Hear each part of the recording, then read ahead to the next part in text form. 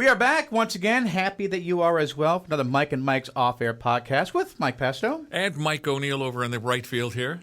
Looking for you on YouTube. If you can, like and subscribe. You can watch us waving at you right now. Appreciate that. That's our parade wave, by the way. Of course, listen everywhere as well, including at my975fm.com. We would love it if you watch us, though. I've even dressed in green for the occasion. You did. Which I don't know what that means, but I just said it.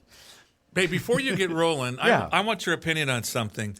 And it's going to seem like I'm going to get political. I'm going to talk about a political thing, but not the political part of it. So, Okay. a lot of protests on college campuses being talked about right now. I'm not going to talk about the why of it. I'm going to talk about what I consider to be an unfair fallout from it.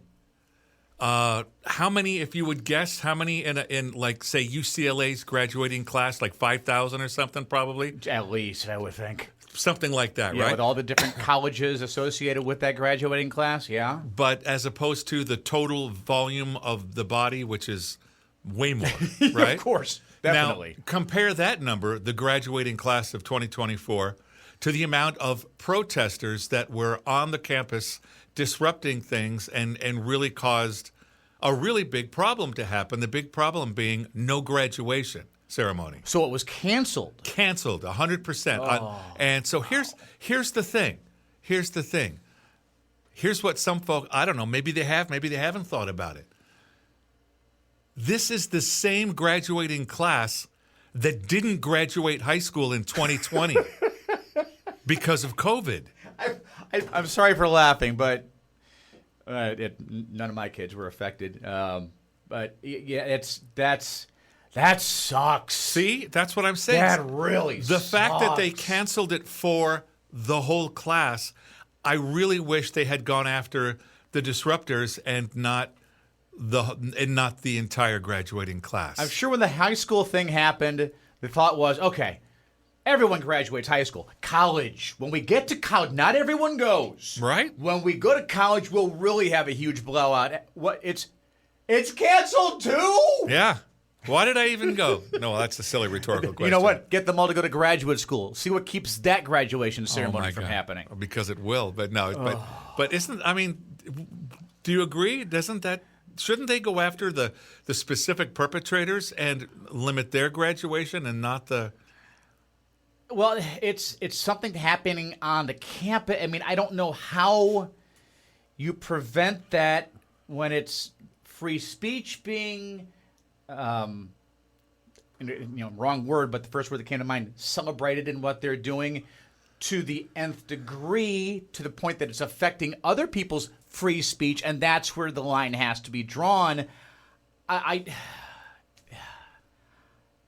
just sucks. I mean, there's probably legal action that one could take, but once it's canceled, it's canceled. There's really not much you can do at that point. If the administrative body thinks for the safety of those involved in the ceremony, unfortunately, we just have to do this. That just hit sucks. me the other day, and I was like, oh, my God, has anyone thought of this? But anyhow. It didn't dawn on me that it was, yes, the same class that had COVID high school graduations canceled. Now, here comes your double whammy. Let's drive by and wave. Again? Anyway. Wow.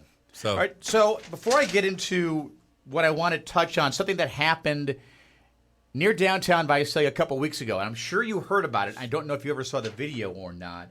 Today is, as we're standing here doing our podcast, you sitting obviously, and again, thanks for everyone watching it all unfold on YouTube, Dance Like a Chicken Day.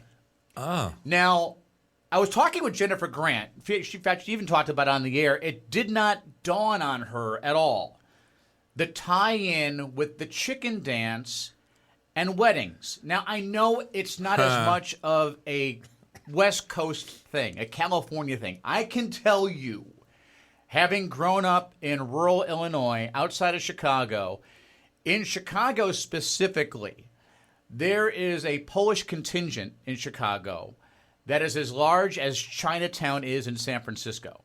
So there are a lot of Polish immigrants that settled in the Chicagoland area. Polish immigrants and polkas go hand in hand. Mm-hmm. The chicken dance, as you know, is a polka. Every wedding I ever went to living in Illinois, even going back and visiting for cousins' weddings, you always have the chicken dance associated with that wedding. Now, it's not a big of a thing here on the West Coast, though, is it? No, it's very. I am from the East Coast originally. My wife is from the East Coast. We got married on the East Coast because I told her this is my second marriage. Wherever, whenever, I'll just be there. Okay. And so, and it wasn't. Are we doing the chicken dances? When are we doing the chicken dance? Or maybe how many times? Maybe once early on and once one more time to watch Uncle Fred fall down. And back east, they'll dress it up and make it really fun. I'll tell you some different ways you can do it, But I saw this, speaking of weddings and receptions, this was a wedding website called The Knot, K-N-O-T. Yep, familiar with it. So, cool. Maybe you heard about this. I'm on it. This survey then. Real Weddings Study asked 13,000 newlyweds whether or not they stuck with these 8 traditional wedding reception activities. So I will tell you 3% of the couples that were surveyed, of the 13,000, 3% said they had none of these traditions. If I were to ask you, of those 13,000, what would you think the top 4? And only the top 4 are over 50% of the couples actually did these things. What would you think the top 4 things that they have to have as part of their wedding? Traditional things. Well, we're assuming the vows have already happened, yes? Or This is the reception. Okay, so at the reception, first dance is probably number 1. Strangely enough, first dance not mentioned. However, 23% of couples having a choreographed first dance. Like they took ballroom dance lessons or something like that, or a very specific song, which it always is, but a specific dance for a couple that goes along with it, and sometimes having the bridal party join them halfway through. That sort of thing. 23% said that. Haven't seen a lot of choreographed. Okay. Have done a few. I know that was a trend for a while there. Starting with Forever. Okay, so that was at number 7 Wow. on the list. That was the number 1 thing of every single wedding I've ever done, period. I've never done, I did 50 a year for decades, and I never did a wedding reception that didn't have a first dance. The other thing is it's got different names, but the grand entrance or the big intro when they first arrived. Let's see, and it's always, it's not, and that was never a matter of doing it. It was always done. It was how we were going to do it. Are we going to do it nuts and complicated? Every single member of the wedding party gets their own little hook. Are they all coming into Thunderstruck? I mean, what is it? But always. I'm guessing they tied that in with the choreographed first dance because it is not specifically mentioned on this actual list. That's wild. All right, so father-daughter would be next. There you go. So father-daughter dance came in at number 3. 76% of these couples surveyed said that has to be a part of it. Oh, it is. And the good news is for the father-daughter dance, that's so easy. There's just so many great songs out there for that. There's billions of them. Mother-son is right after. There you go. And that's 72%. So the mother-son dance. A whole lot harder because there's not as many songs out there. And for the love of God, can we not do Mama by... Yeah, okay. Anyway, there's others. Yeah, okay, so you have 4, you have 3. Can you give me 2 and 1? Bouquet and Garter probably are on that list somewhere. They are, but they're below 50%. 49% said the bouquet toss. Yeah. Only 37% said the garter toss. So that's apparently going by the wayside more and more. Yep, and I'm sure on there as well is the traditional dollar dance or money dance, but that's more of an East Coast tradition. That's 12%, so right at the bottom of the list. Than a West Coast tradition. So there's 2 more things. I know you've seen them. We've done dinner. We've done, the toast, of course. That was number 2. 78%, and they specifically mentioned the best man's speech. And depending on the wedding, sometimes you'll have more, but you always have that one. Well, there's always at least the best man, maid of honor, and then it's, geez, I wonder which or if either of the dads are going to say anything. They will if they're not or if the groom or the bride wants to. Well, they wrap it up. And I know there are some that I've been to where you have an open mic night. In fact, we did that at our wedding, and I loved it. I mean, I absolutely loved it because I said, hey, and if anyone else at any point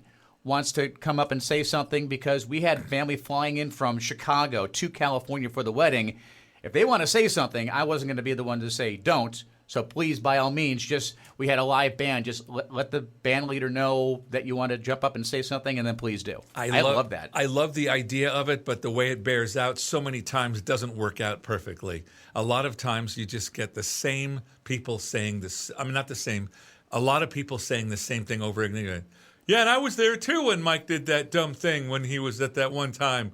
And, okay, all right, thanks. And then it goes to somebody else, and they say that, and they say that. And well, it wasn't. I mean, it toast wasn't can last invasive an at all. It hour. was, and there are only 2 or 3 people I can recall that actually took us up on that offer. then that's perfection. So, But I've seen the toast go an hour. uh-huh. It's like, oh my God. And that was the other thing. We said, people okay, are we're going to start leaving. dancing now if you want to say something. So it wasn't a prolonged toast. It was a, hey, every once in a while, if you want to jump up.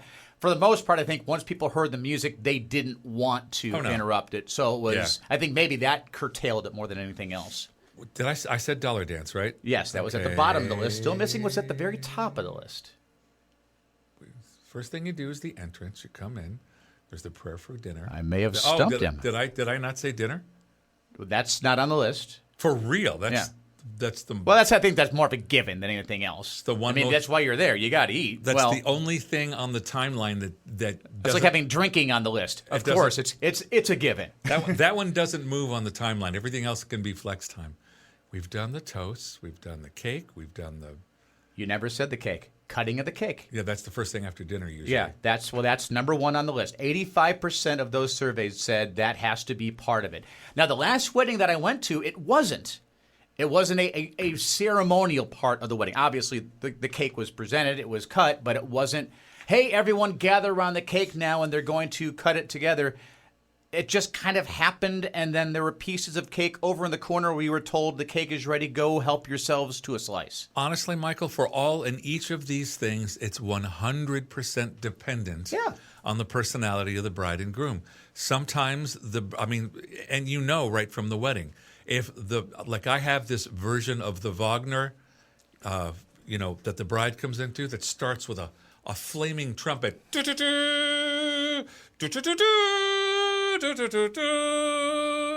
then it comes.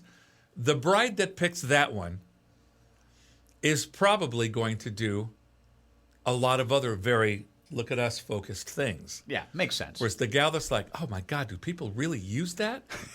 Can we do you have like a low-key piano Wagner or pretty song that we can just... Or you can just say, and here they come, and we'll walk in. Well, that bride is not going to cut the cake, like with pomp and circumstance. It just depends. That's called low maintenance right there. Oh, yeah, but they're all different. But even no matter what level you're at, it's up to your mobile DJ, though, to make a memory one way or the other, but without stepping on... Or whoever you have, because we didn't have a mobile DJ, obviously. So it's whoever you have as your wedding planner. Oh, you had a band. Or, your MC, if you will. Yeah. And that's another thing that you can do, too. The Dutch are wonderful. I have done so many Dutch weddings where I was not the MC at all for the whole night. I was really the coordinator. Yeah. Uncle Bob. Uncle Bob is he gets the mic because he knows everybody. And that makes sense. And it's great, and sometimes it's not. Sometimes everything takes too long. But the point But again, is, as long as the guests are happy, and as Bride long and as the groom. couple Bride and groom are there, happy. and whoever paid, make sure that they're happy too. Bride and groom. Although, on that note, I've done weddings where the father made the whole day all about him, and the money he was throwing at it, and the wine that he brought to it, and the bride was just afraid all night that Dad wouldn't like this or Dad wouldn't like that or Dad didn't like the way this was presented.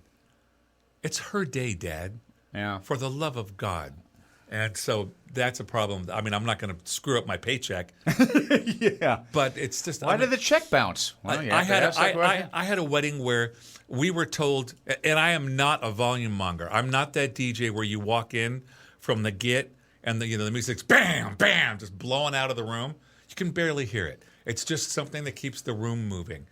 And you can talk just this loud at dinner, and you can hear it just fine. It doesn't get loud until the entrance, and then it's down again. Quiet for dinner, and the music really doesn't come up again till the first dance, and then dancing.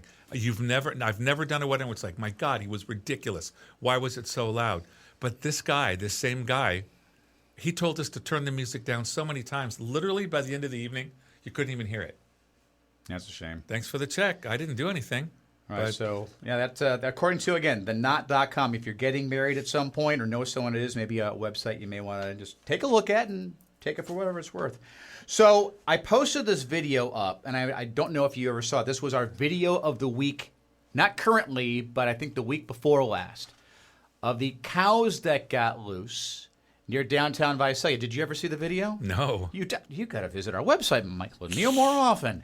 My975fm.com. We always have a video of the week. Last week it was the cows that got loose and actually walked past. There's like half dozen of them or so, right past the Darling, from where they escaped from the slaughterhouse, apparently. Holy mother. And this was on a Sunday afternoon, and it got me to thinking about the most unusual thing, because there was traffic that was stopped there at the intersection just waiting. Michael, that is so dangerous. For the parade of cows to just, move along, if you will.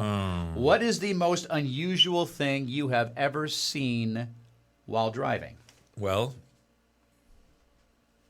and I don't know why when I tell this story, half the time people laugh because I was messed up after this.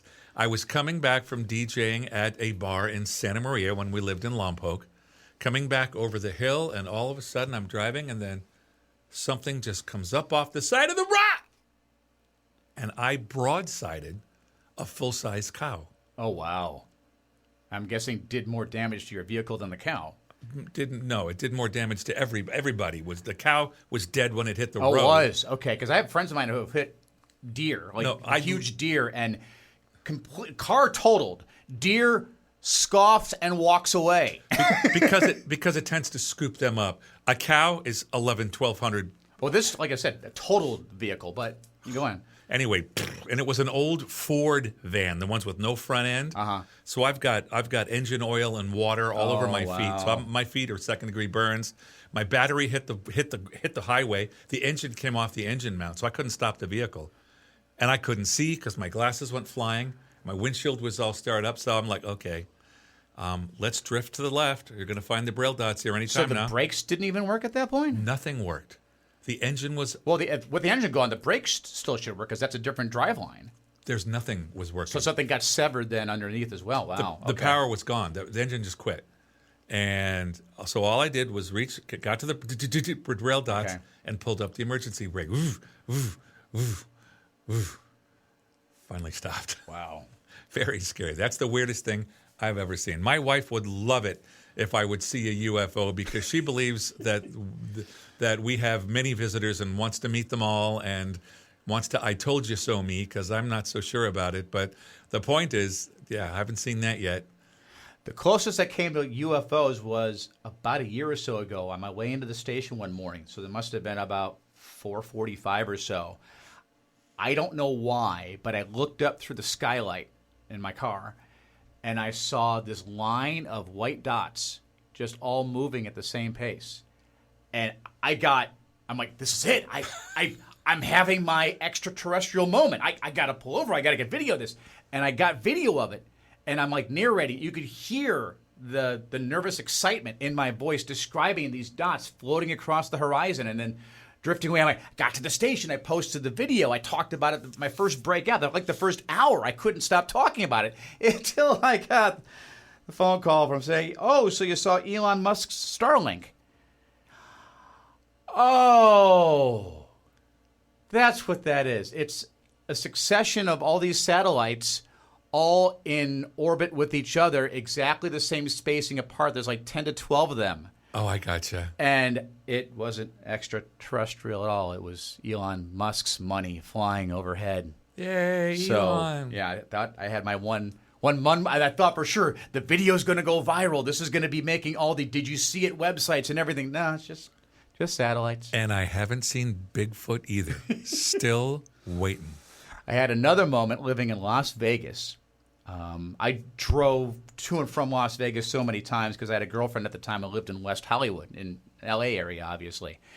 And there are parts when you're driving between L.A. and Las Vegas, it is pitch black. I mean, you're in a desert a good portion of that just as you get into Nevada and then as you just get into California. And I saw a comet fly overhead. I heard it. Isn't that cool? I saw the red flames from the back end of it. I mean, that's as close as I've ever been to one. And the fact that it was as dark as it was, I saw all of it. That was another moment. I kind of had to pull over and just gain my composure. I still have an hour's drive left to go, but that was pretty cool. When I first moved here, so this is back in 96, 97, there was a very famous comet that you could see here. In fact, it was just there all the time at night. It was there for like days. And you could literally see it, and I had to drive over to the coast and deliver my daughter to my ex-wife and back every few weekends, and there it was, it's right up there, and that flat as it is here, big open sky, there it was gorgeous, and I did see that. Now this isn't anything extraterrestrial or anything weird like this, and this is weird enough if you're in a car. But, Michael, imagine flying down the freeway on your motorcycle, and then all of a sudden, boom, you blow through an entire swarm of bees. Oh, no. Happened to me twice. The good news is, when I rode my motorcycle, this was on the coast, so it was much cooler, I always had my cowboy boots on, my one piece, I called it my spacesuit, covered every inch of my body up to my neck, my helmet, my gloves. That happened to me, Michael, twice. I blew through these things on the freeway, and it's so scary because all of a sudden it's like, oh my God, and then they just start pelting you, and you're like, I'm waiting to get stung, and it stops, and you didn't because the spacesuit protected me. So you had a full helmet with visor, not just full the helmet with visor goggles. with a scarf gasketing it. Okay. Big gloves gasketing the arms and my feet. So I didn't even get stung once, either time. Now, the law in California is you have to have a helmet if you're on a motorcycle, but it does not say, as far as I know, anything about protecting your face. That's 100% on you, right? So you'd be stupid not to have something protecting your eyes, but you could have very easily had your nose and your mouth exposed. Oh, that would have been and awful. Just everything hitting you from eye level down to your chin. And that would have been enough to cause an accident. So you think? I've